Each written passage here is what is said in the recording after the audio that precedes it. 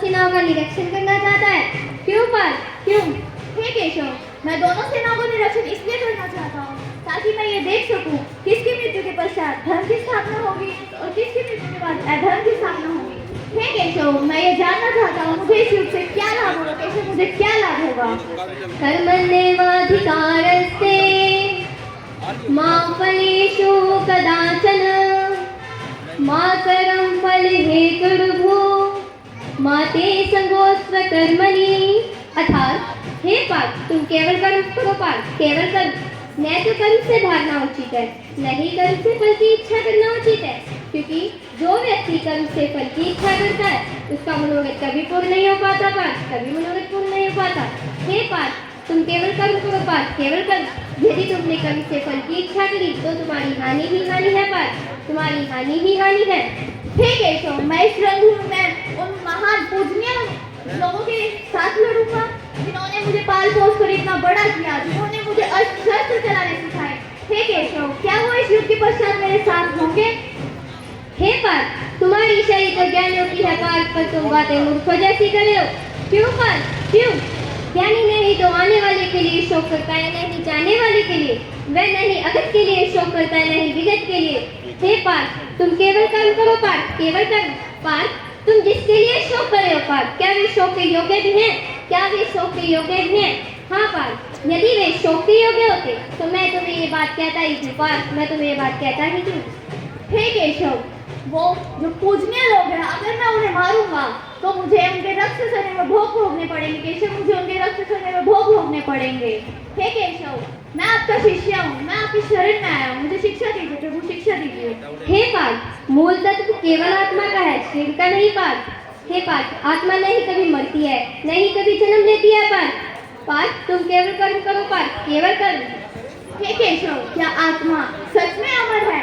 हाँ पार्थ, नैनं छिदन्ति शस्त्राणि नैनं दहति पावक नैचैनं क्लेदन्त्यापो न शोष्यति मारुत। अर्थात हे पार्थ, आत्मा को नहीं जल जला सकता है, न ही वायु सिखा सकती है, न ही कोई अस्त्र शस्त्र से काट सकता है पार्थ। आत्मा अमर है पार्थ, आत्मा अमर है। हे केशव, मेरे हाथों अभी भी गांधी की ओर नहीं बढ़ रहे हैं। केशव, नहीं बढ़ रहे हैं। हे पार्थ, तुम किस चिंता में हो पार्थ?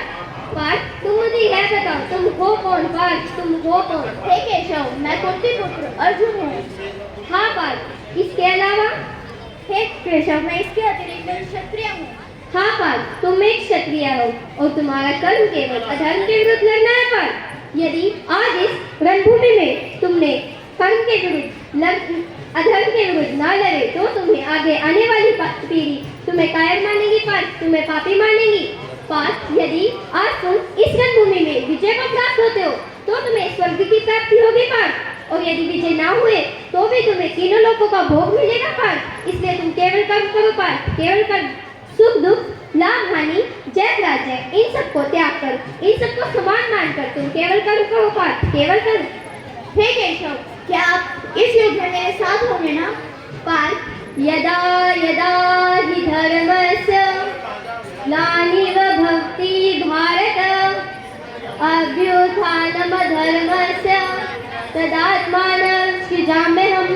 अर्थात हे पार्थ, जहाँ जहाँ पर अधर्म होता है वहाँ पर तो मैं हमेशा ही अनेक रूपों में प्रकट होकर उस अधर्म को धर्म में परिवर्तित करने के लिए आता ही हूँ। तो पार्थ, आज तुम इस रणभूमि में अधर्म के विरोध कर रहे हो तो मैं तुम्हारे साथ अवश्य हूँ पार्थ, मैं तुम्हारे साथ अवश्य हूँ।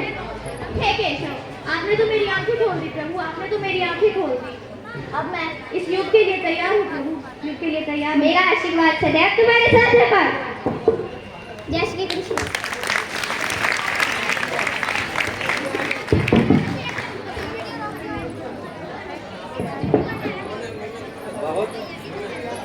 हेलो,